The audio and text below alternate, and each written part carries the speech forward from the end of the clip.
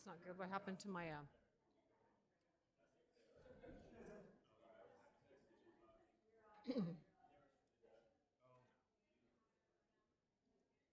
like my Zoom's gone.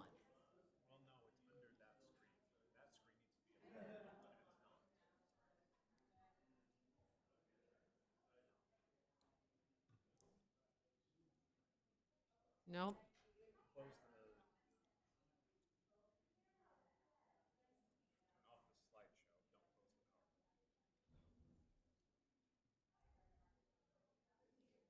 How do I do that?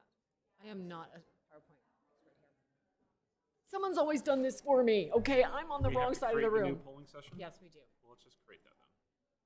Yeah? And then say finish.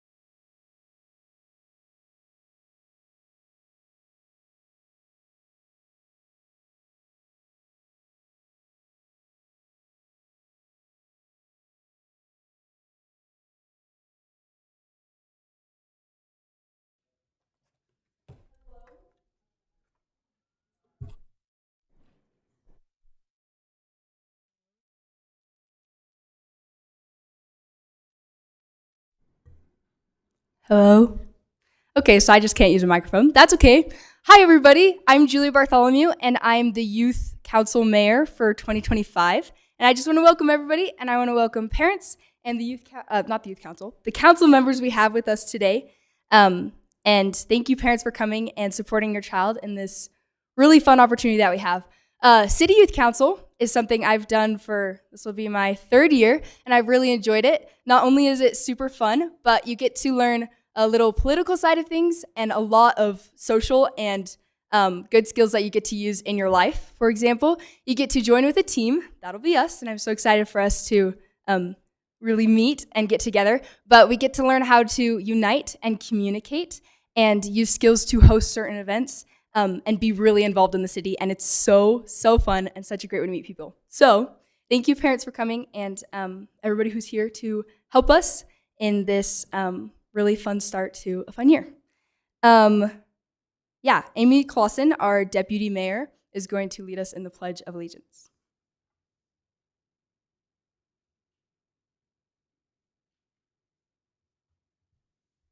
Please stand for the pledge. Okay, ready, begin. I pledge allegiance to the flag of the United States of America and to the republic for which it stands, one nation, under God, indivisible, with liberty and justice for all. 1 second.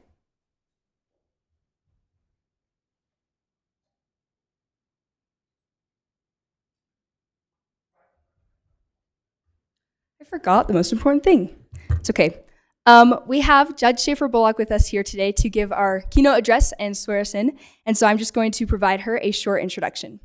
Judge Kelly N. Schaefer Bullock was appointed to the Highland Alpine City Justice Court in January 2017. Judge Schaefer Bullock graduated from Brigham Young University, Hawaii campus in 2001 with a Bachelor of Arts, and later earned her Juris Doctor from the J. Reuben Clark Law School at Brigham Young University in 2008. Prior to appointment, Judge Schaefer Bullock had spent the majority of her legal career as a municipal prosecutor, though she gained civil experience when working for the law firm of Bugden Isaacson, LLC.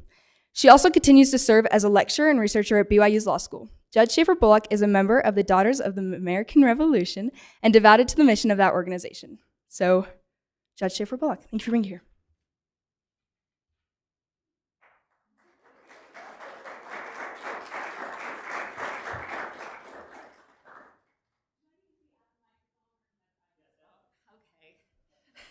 I like to walk around. I gesticulate a lot.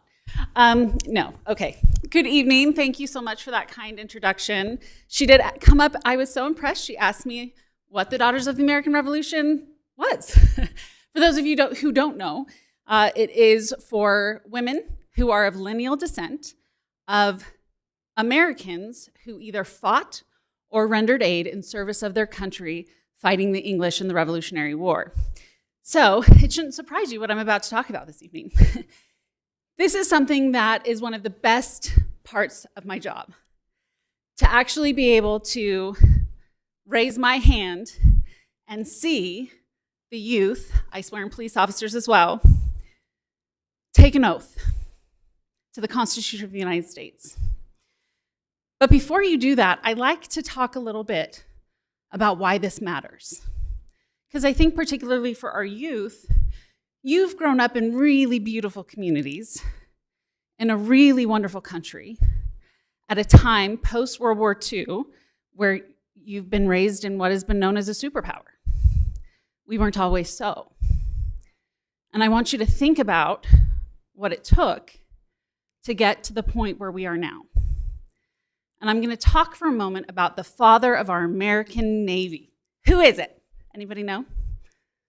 Who's the father of the American Navy? Thank you. Where's he from?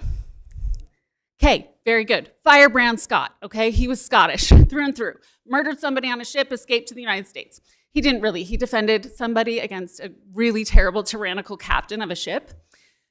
But what's interesting about John Paul Jones is he actually had a very similar experience to Benedict Arnold.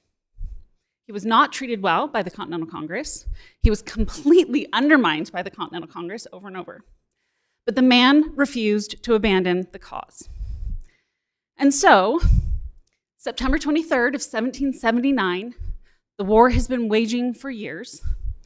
He sails to England with a crew of ships. He's on an old French ship, the Bonhomme Richard. And he wants to go and engage the English.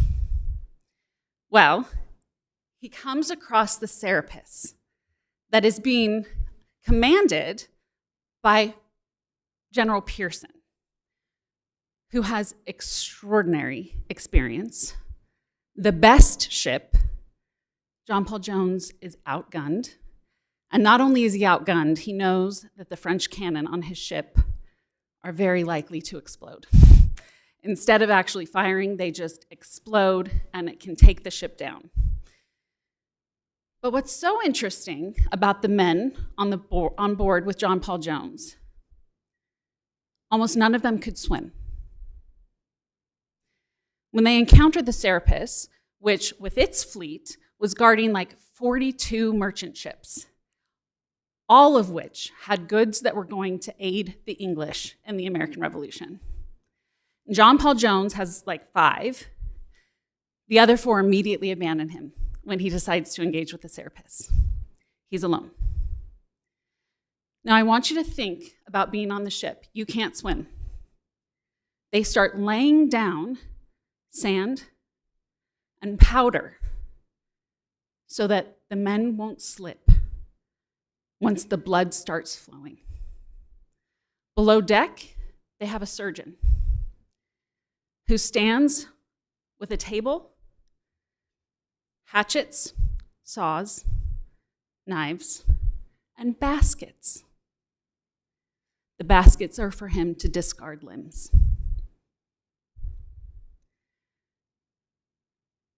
You can't get off the ship, and once the firing begins, you know that you are about to see horror. What would make you stand and fight? What is worth that? And sadly, horror it was. I won't go into it, you're kind of young. It's a really great tale, though. When you age a little bit, please read all about the encounter with the Serapis. This is where John Paul Jones' most famous saying comes from, this battle. Anybody know? What is John Paul Jones? What's his most famous line? It's okay. You knew it. I'm so proud of you. Okay. There's a moment. John Paul Jones has lost so much of his crew, he is manning his own cannon. And his first and second shipmate come up from below deck, and they don't see him. They believe he's dead, like most of the crew.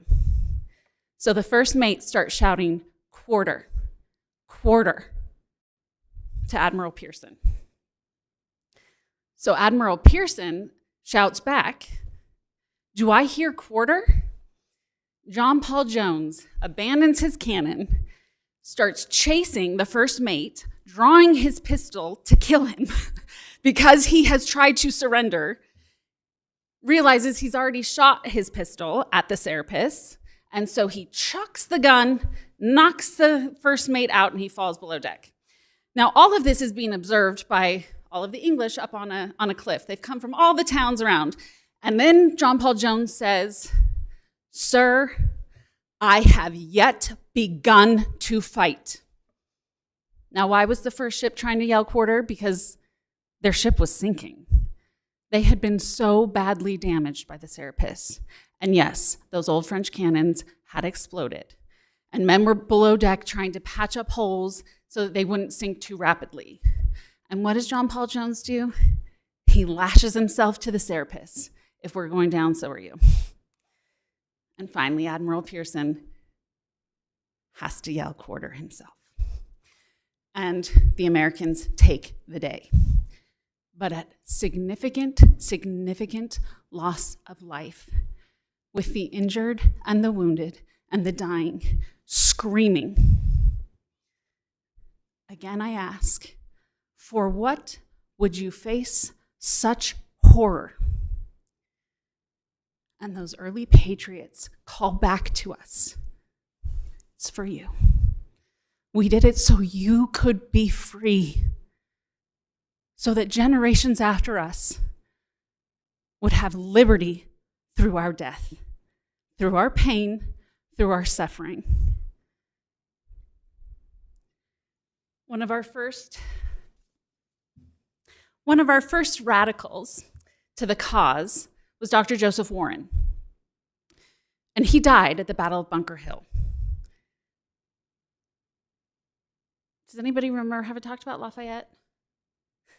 The Marquis de Lafayette, our French savior. He is buried in France in soil taken from Bunker Hill. He thought it was sacred. Okay? But Dr. Joseph Warren, he was a patriot before, who was he? John Adams, okay? John Adams was one of our first patriots. But Dr. Joseph Warren was one of our very first patriots. And as he tried to rally people to the cause, he said one of the most beautiful quotes, and I don't want to get it wrong, and I haven't memorized it yet. So, he says, I know you will not turn your faces from your foes, but will undauntedly press forward until tyranny is trodden under your foot, and you have fixed liberty on the American throne. Our country is in danger, but not to be despaired of. Our enemies are numerous and powerful, but we have many friends, determined to be free, and heaven and earth will aid the resolution. On you depend the fortunes of America. You are to decide the important question on which rests the happiness and liberties of millions yet unborn. Act worthy of yourselves.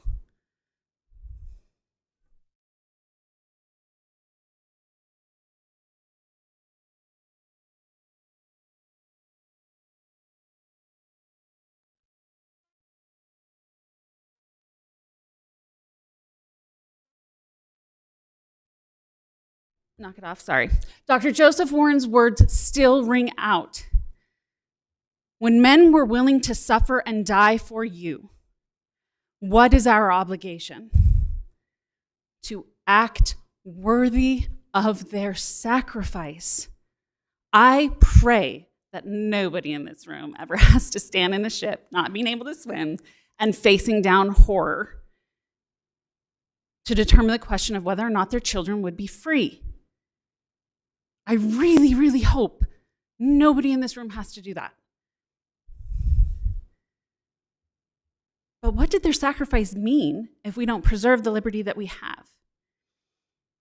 So as you come up to take the oath, there's one last thing I always say, okay? Throughout history, when people took oaths and it was related to their country, how did they take that oath? They took the oath on their knees. They took an oath to a king, a queen, a tyrant, a dictator, a despot. They took it at the point of a sword. They take it willingly, but they take it on their knees. And you are free men and women. You do not have to take this oath. No one is forcing you. Think carefully. But you get to come and you stand on your feet. And you don't take an oath to a man or a woman, someone who's fallible. You take an oath to the form of government and the principles that are enshrined in the Constitution of the United States. The principles that have kept us free. In 2026, we say that's our 250th anniversary. Obviously, it's not of the Constitution, but those principles that have kept us free for now centuries. And we look to you because there are still yet millions unborn that look to you to uphold this oath. I encourage you, read the Constitution, know what your rights are so that you can adequately defend them. Our founder said, government is a necessary evil. Here I am, a government employee. Right? How sad. I hope I'm not an evil. But know your rights so that no one can take them from you. Persuade others.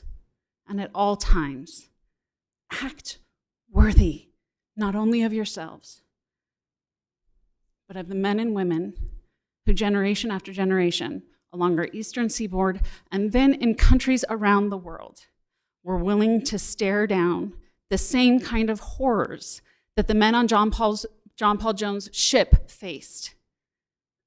For you, they gave up their future so that others could have one. Enjoy your life. Seriously, enjoy your life. It's a beautiful one. You live in a great community. So, for those of you who elect and decide of your own free will that you would like to come forth and you want to take an oath, get on your free feet and come on up. Thank you.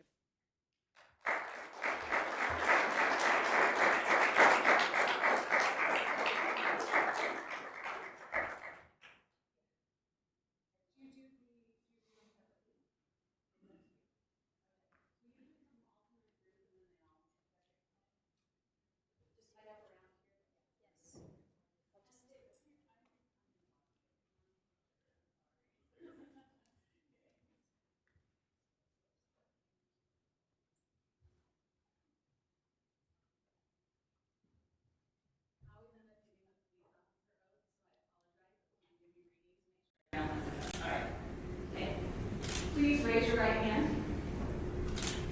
I state your name. Do solemnly swear. That I will support. Obey and defend. The Constitution of the United States. And the Constitution of the State of Utah.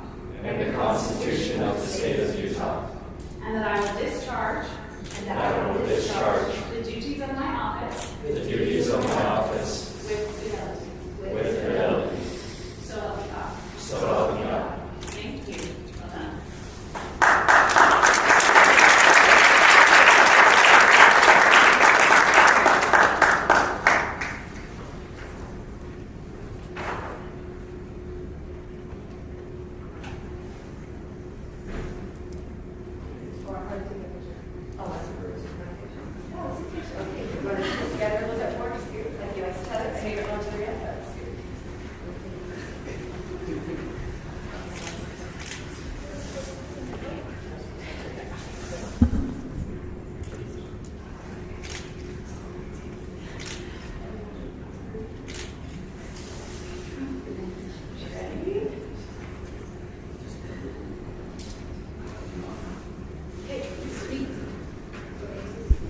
Thank you all for coming. Thank you, guys. Brenda Armstrong, our wonderful leader, has some information for us, and we have flowers for our own Judge Schaefer.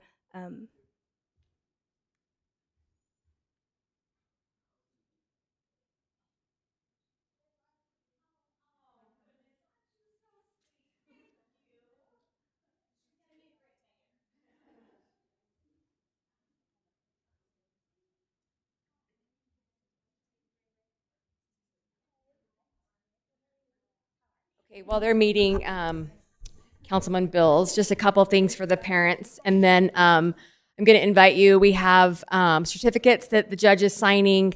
You guys will need to all sign your certificates. Refreshments are going to be out in the hall, and then parents, we are going to officially invite the youth council to stay for the first little part of the city council to be formally introduced to the entire council. The mayor is out sick today, and so we'll miss him, but he is watching on Zoom. Just a couple of things, parents and council. Initially, when they were elected, we took this really serious this year, and they probably told you about the interview that we had. And so those standing in front of you were selected intently, and excited to have them on our team. I have a new updated kind of list of things that we're going to be participating in.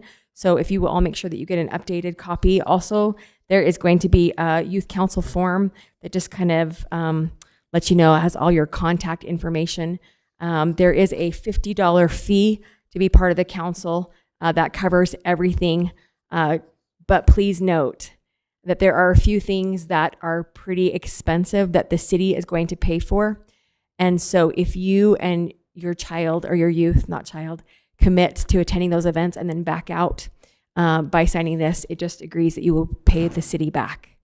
If you have a problem with the $50, there is a scholarship available, so you can talk to me, and that won't be any problem.